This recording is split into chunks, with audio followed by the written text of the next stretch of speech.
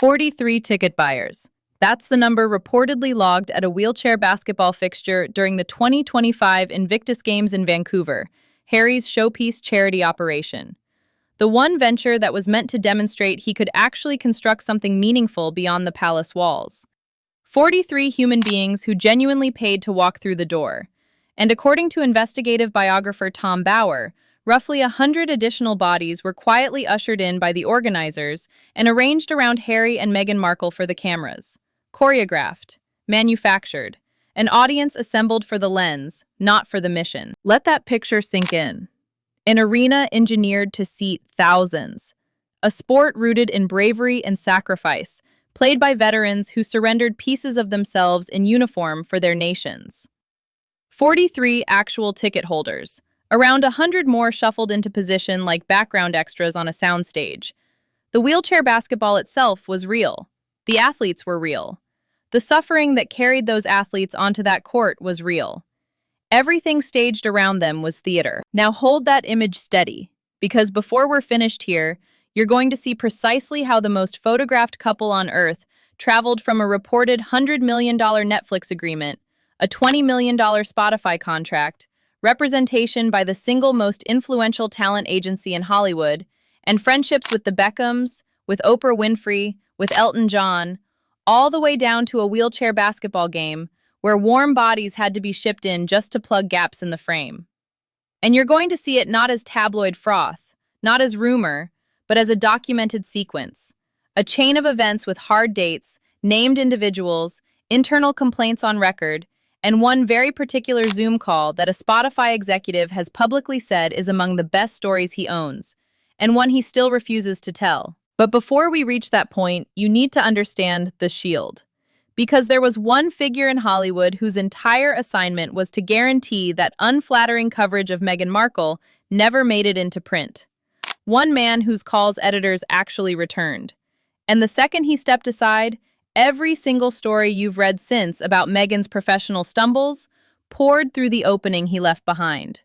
That is not a metaphor. That is a timeline. And the timeline opens with a book. In March of 2026, Tom Bauer released his second full investigation into the Duke and Duchess of Sussex. The title itself signals the heat, betrayal, power, deceit, and the fight for the future of the royal family.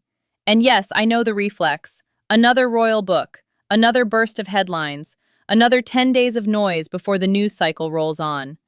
But Bauer is not some drawing room gossip merchant repackaging blind items and anonymous whispers. This is the reporter who cracked open Robert Maxwell's pension theft before any other outlet had the nerve to publish. He dismantled Gordon Brown's carefully polished political image with source documentation while Brown was still occupying Downing Street. Bauer's benchmark, and he has said this on the record, is that he keeps very good lawyers, and more importantly, he makes certain what he prints is true. His 2022 book on the Sussexes, Revenge, was assembled from 80 separate sources, 80 different people willing to talk, on or off the record, to a biographer whose thoroughness borders on the forensic. So when the 2026 follow-up arrives, carrying claims commercially specific enough and personally cutting enough that the Sussex team feels forced into an official public reply, that reply deserves careful reading. They labeled the book Deranged Conspiracy. Sit with that phrase. When someone publishes sourced, verifiable material, and the response you issue is to brand the entire work Deranged Conspiracy, that is not a denial. A real denial says, that date is wrong. A real denial says, that document does not exist. A real denial identifies a specific error and corrects it publicly. What they offered instead was a mood, a tone argument. They said Bauer had never met them, which is equally true of nearly every serious investigative biographer who has ever produced credible work on a public figure. Bauer never sat down with Robert Maxwell either. It didn't render the pension fraud imaginary. The arithmetic of that defense simply doesn't add up. And here is the piece most people are missing. By responding at all, by issuing a formal statement, they revealed which claims in the book they consider hazardous. Silence would have been the smarter play. Silence lets a story fade. A formal rebuttal is a flare in the sky.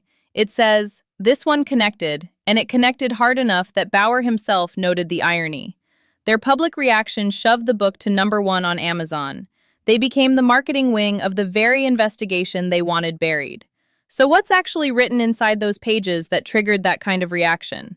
Let me take you through it. Not the tabloid summary, but the actual documented claims in the order that matters. Here's where the real skeleton of this story emerges. In April of 2023, Meghan Markle signed with William Morris Endeavor. If you don't work in the industry, that name might mean little. But WME isn't simply a talent agency.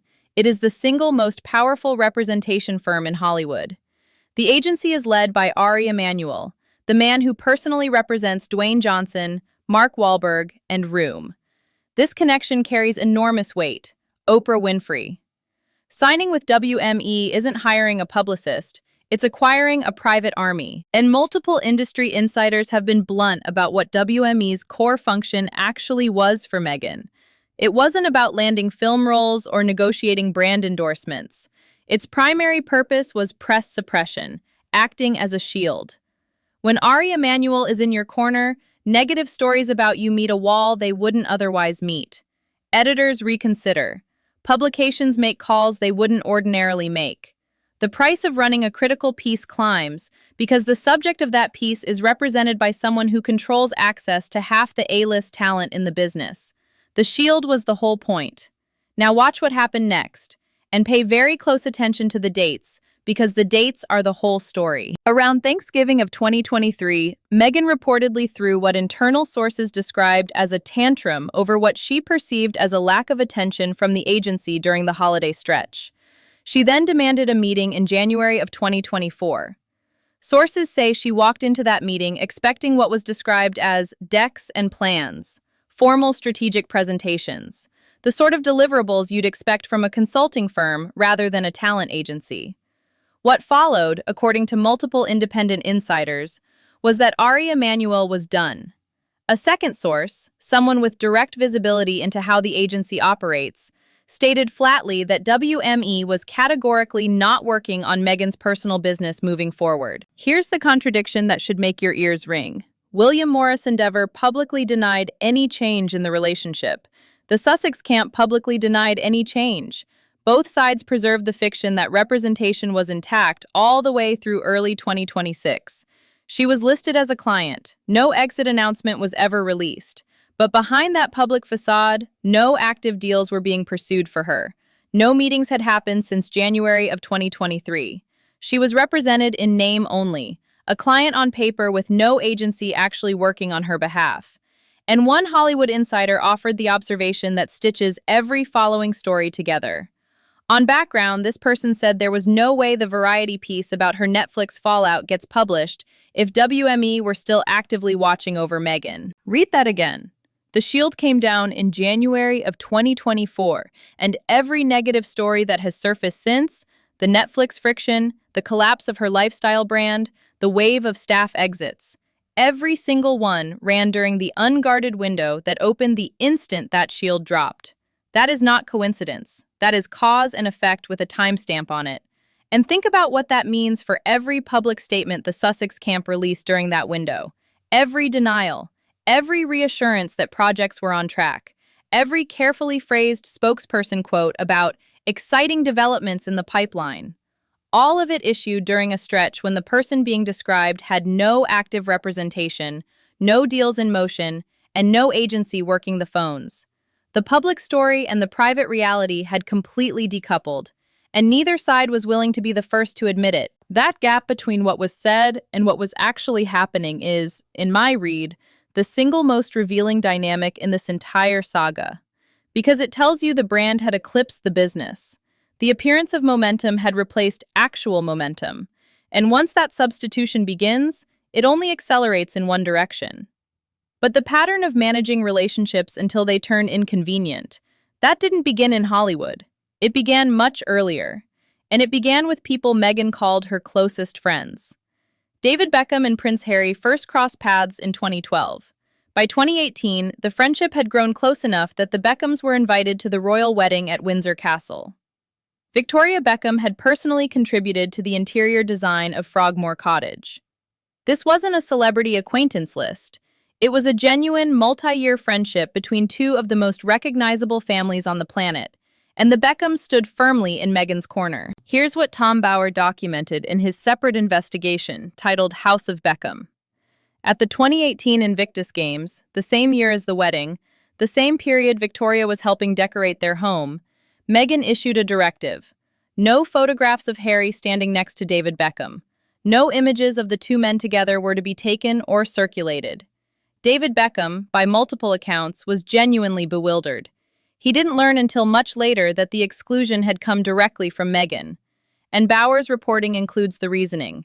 She didn't want any media competition from Beckham, and especially not from his wife, Victoria. Let that settle. She invited them to the wedding. She accepted Victoria's help decorating her home.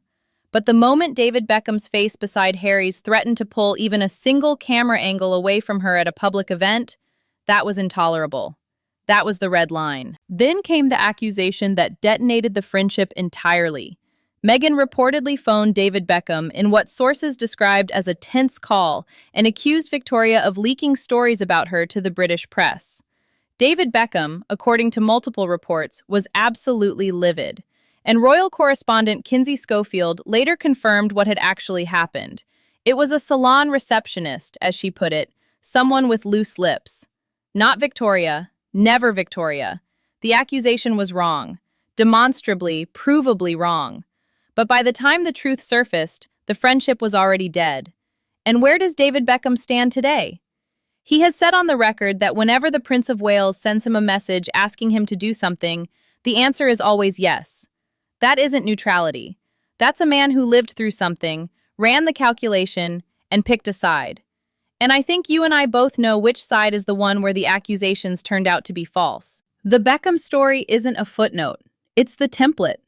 Invite someone in, absorb their generosity, use their social capital, and the second their presence risks competing with yours for even a slice of public attention, remove them. If they push back, accuse them of disloyalty. And if the accusation collapses, never correct it, because by then the relationship is already ash, and the narrative has already moved on. Watch for that pattern. You will see it repeat. But a false accusation against a friend is socially damaging. What is structurally damaging, what carries actual institutional and legal weight, is a formal document filed by someone on the inside. And that document was filed 4 years earlier than most people realize. October 2018, Jason Knauf. That name should matter to you. He was Meghan's own communications secretary. Not a journalist, not a critic, not someone carrying a pre-existing grudge.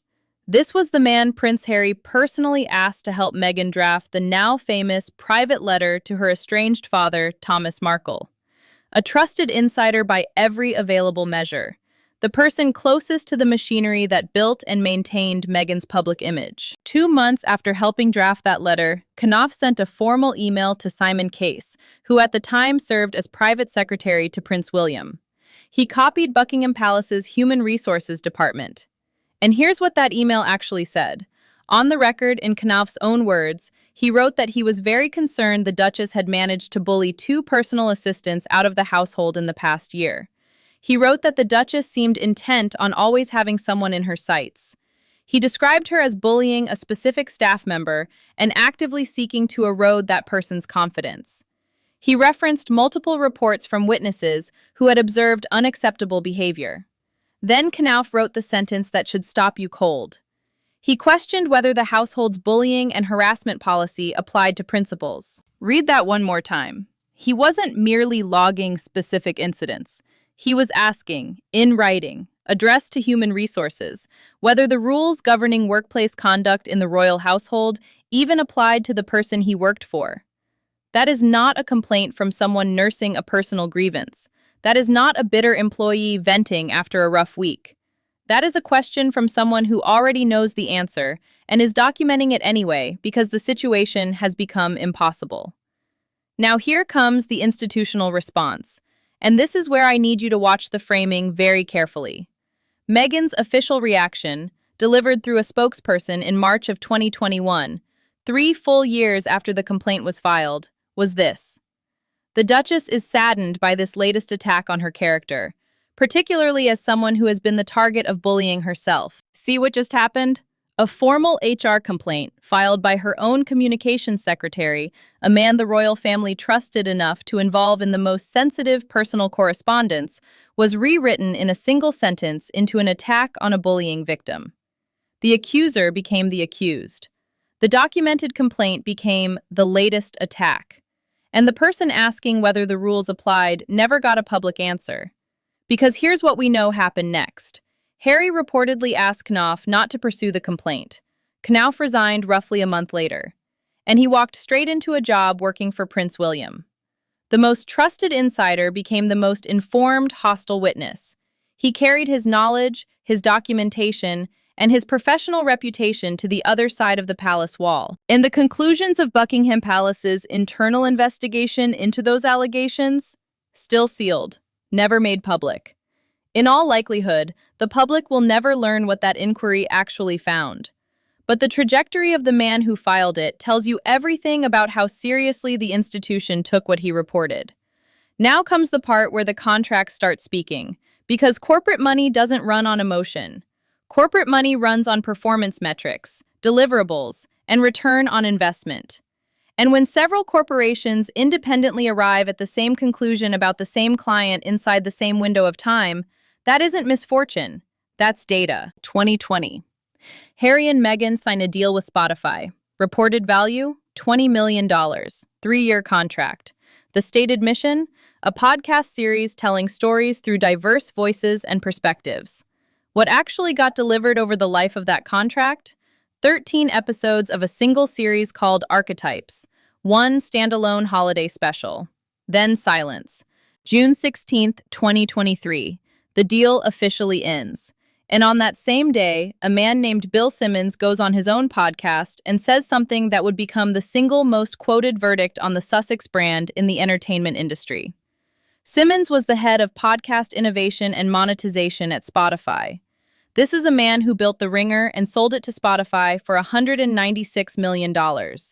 He understands content economics the way a surgeon understands anatomy. He isn't a gossip columnist. He isn't a royal watcher. He's a man who evaluates content businesses for a living. And his verdict was one word: grifters. He said it on the record, at full volume, on a podcast the entire industry listens to. Then he added something even more telling. He said he needs to get drunk one night and tell the story of a Zoom call he had with Harry. A specific call, a specific pitch from Harry about a podcast idea. A story Simmons considers among the best he has, and one he still hasn't shared. He said he needs alcohol before he can bring himself to tell it. That's not someone casually annoyed by an underperforming business relationship. That's someone who witnessed something specific, something that exposed how the Sussexes actually approach these deals, and who is choosing very deliberately when and how to deploy that information. That story exists somewhere, and it's sitting like an unexploded device in the middle of this entire narrative. Meanwhile, the Netflix arc traces a pattern so nearly identical to Spotify that if you laid the two timelines side by side, you'd assume someone copied the homework. The reported deal, $100 million. The opening documentary series that topped the platform's charts, but topped them because, and only because, it delivered direct attacks on the British royal family. That was the content that generated viewership. Not the storytelling, not the production values, the controversy. The follow-ups produced what one industry analysis described as no major splash. Netflix invested as an equity partner in Meghan's lifestyle brand. Netflix then walked away from that brand entirely. The original production deal was quietly downgraded from an overall deal to a first-look arrangement in the summer of 2025. The deal expired without renewal in July of 2025. 2 seasons of the lifestyle show With Love, Meghan aired. No third season has been announced. The pattern is identical. Sign big, promise more, deliver less, blame outside forces. Exit quietly. Move to the next contract. The financial math looks the same every single time. And I think the people writing the checks finally started comparing notes. Because here's what happens when 3 separate corporations in the same industry independently arrive at the same conclusion. It stops being about one bad deal. It becomes about due diligence. Every future partner, every potential investor, every brand weighing an association runs the same calculation. They look at Spotify's outcome. They look at Netflix's outcome. They look at the WME departure. And they ask themselves a very simple question. What do those three organizations know that I don't?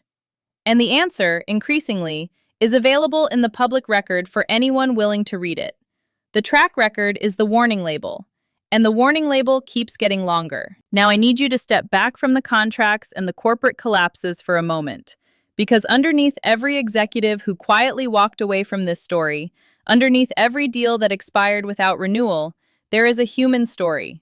And it belongs to a woman who has never spoken about it publicly, who, according to people who know her, still cannot bring herself to. Her name is Jessica Mulroney. She was Meghan's best friend, not a celebrity acquaintance, not a strategic networking node, a genuine, years-long friendship forged in Toronto long before anyone outside a Suits fan forum could tell you who Meghan Markle was. Jessica introduced Meghan into influential Canadian social circles. She styled Meghan's wardrobe. She was the person Meghan trusted with the private, late-night details of her life that never surfaced in any interview. The conversations that happen after 11 at night, the ones that never get scripted, the ones where you say the things you would never say on camera. And at Meghan's wedding in May of 2018, the most-watched royal wedding of a generation, Jessica Mulroney's children served as the page boys and the bridesmaid. I need you to understand the weight of that. You don't put someone's children in your wedding party as a networking gesture. You don't hand a woman's kids the rings and the flowers unless she is the person you trust most in the entire world. That is the single most intimate, personal position you can offer another human being on the most significant day of your life. 2 years later, June of 2020, Jessica Mulroney found herself in the middle of a social media firestorm. She was accused of exhibiting white privilege during a public dispute with a lifestyle influencer. Her television bookings were canceled almost overnight. Her public career collapsed within days. She was living through one of the most painful, most exposed chapters of her adult life. And Meghan cut ties. Completely, immediately, publicly. Now, you might want to extend the benefit of the doubt. Maybe the friendship had already been cooling. Maybe the distance was mutual. Maybe this is simply two busy people in different countries drifting apart the way people sometimes do. But look at the calendar. June 2020. The Black Lives Matter movement was at its global peak. Meghan was actively constructing her identity as a racial justice advocate in America. Her entire brand pivot, the repositioning that would define her post-royal American persona, was unfolding in real time. And her closest personal friend had just become the center of a racial controversy. Jessica Mulroney wasn't merely emotionally inconvenient to keep close.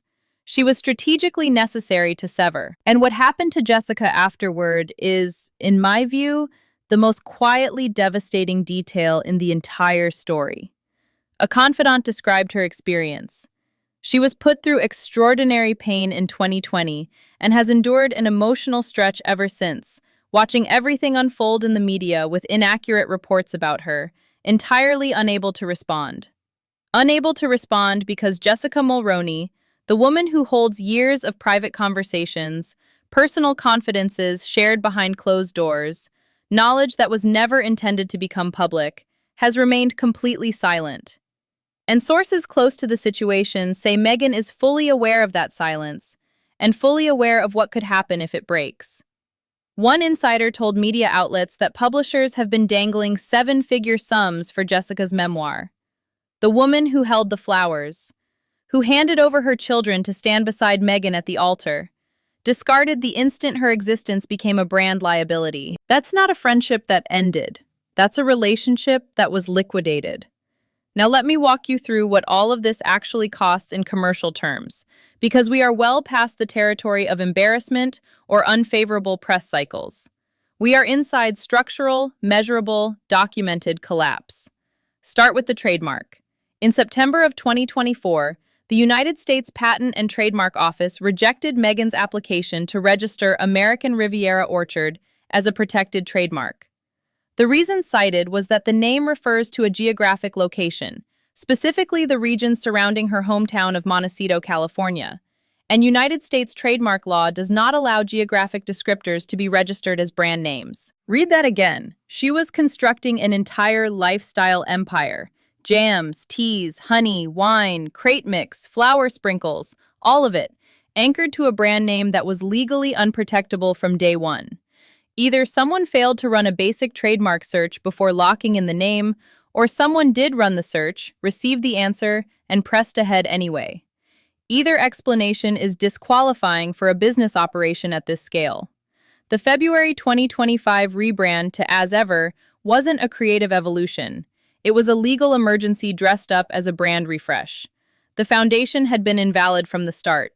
Now trace the staff exits, because the numbers alone tell a story no press release can override.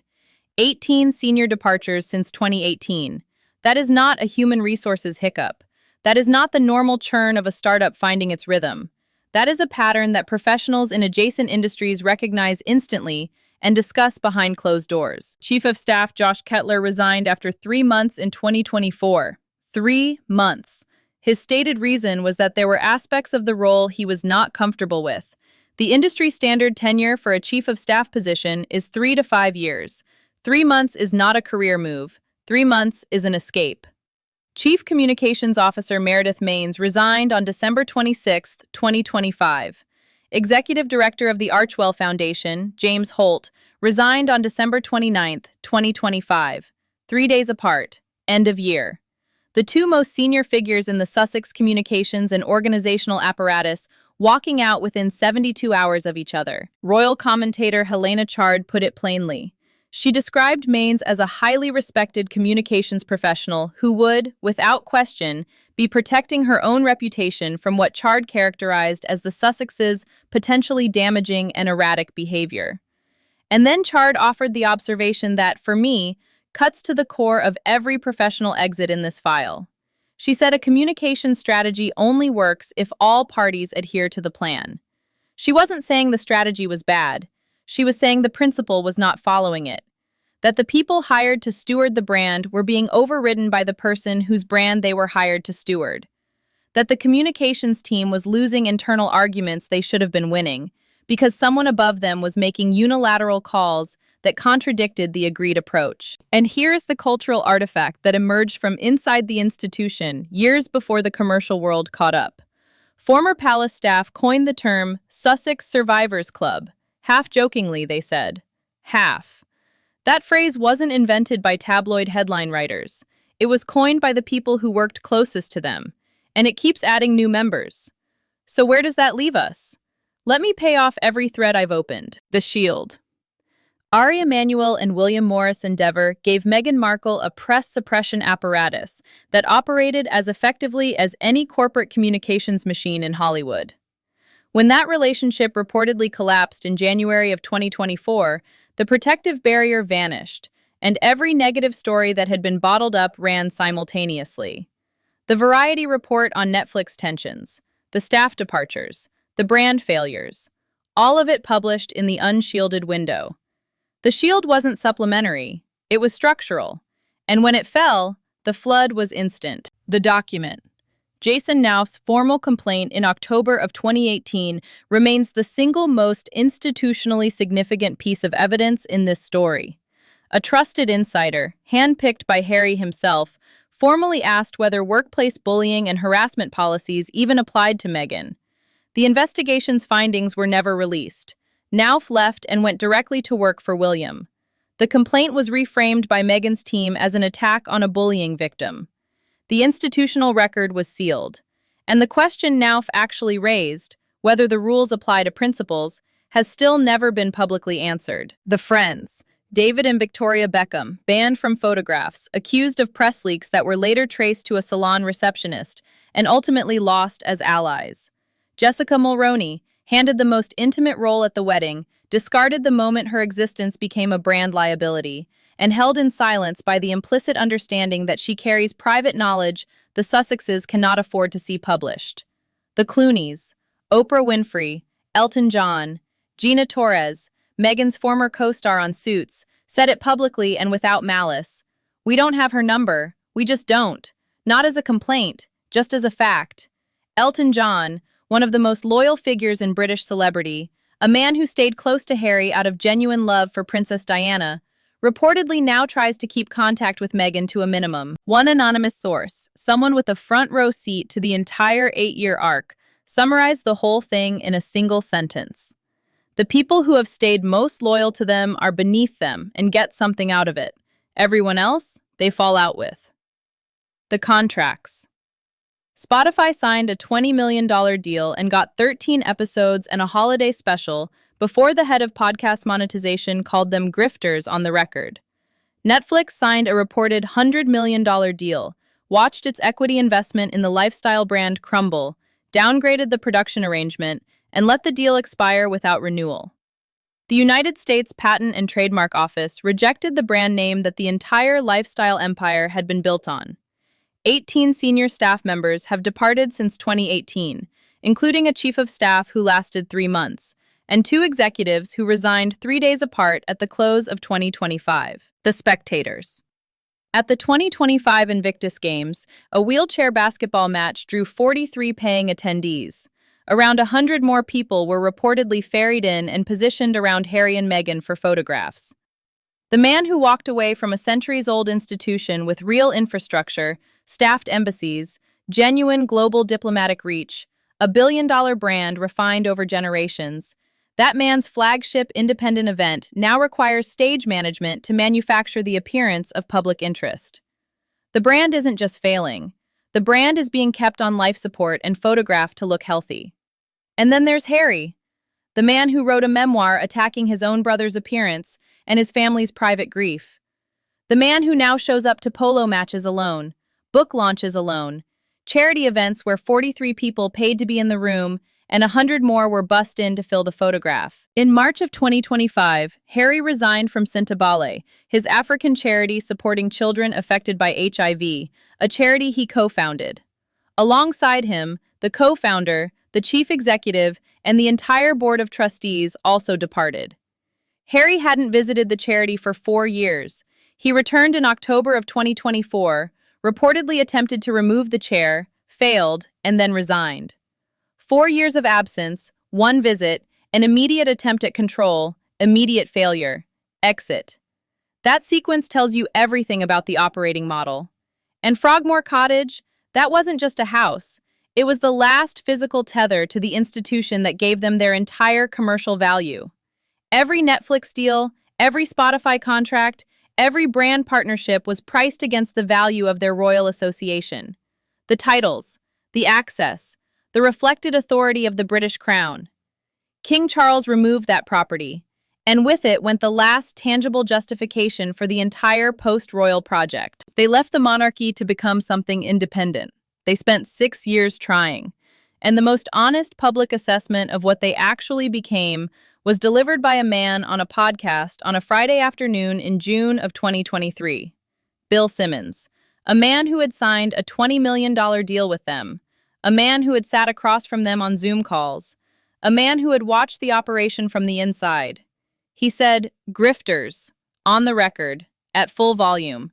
And then he said he has a story, a specific story, from a specific Zoom call involving a specific pitch from Harry that he considers one of the best stories he owns, and he still hasn't told it. That story exists. It's sitting somewhere, waiting. And I think that call, whatever Harry said on it, whatever he pitched, whatever it revealed about how they actually believe this works, is the single piece of evidence that ties this entire pattern into one clean line. Every departure, every accusation, every contract that expired without announcement, every friend who was cut, every staff member who walked out, every brand that was staged for photographs. It all traces back to one operating principle that the people closest to the machine keep describing in different words but with the same meaning. So I'll leave you with the question I can't answer, the one Bill Simmons is keeping in his back pocket for the night he finally decides to open that bottle. What did Harry say on that Zoom call? And when that story finally surfaces, will it surprise anyone who has been paying attention? Or will it simply confirm what 43 empty seats in Vancouver already told us? Because here is what I keep circling back to. Every person and every corporation in this story followed the same arc. Enthusiasm at the start, proximity in the middle, and a quiet, carefully managed exit at the end. The Beckhams, Spotify, Netflix, William Morris Endeavor, Jessica Mulroney, Jason Knauf, 18 senior staff members. The pattern is so consistent, so mechanically repetitive, that at a certain point you stop asking what went wrong in each individual relationship and start asking what the common denominator is that connects all of them. And the answer is sitting right there in the record, documented by the people who were closest, confirmed by the corporations that wrote the biggest checks, and summarized most efficiently by a man who simply said one word and then held on to the best part of the story for later.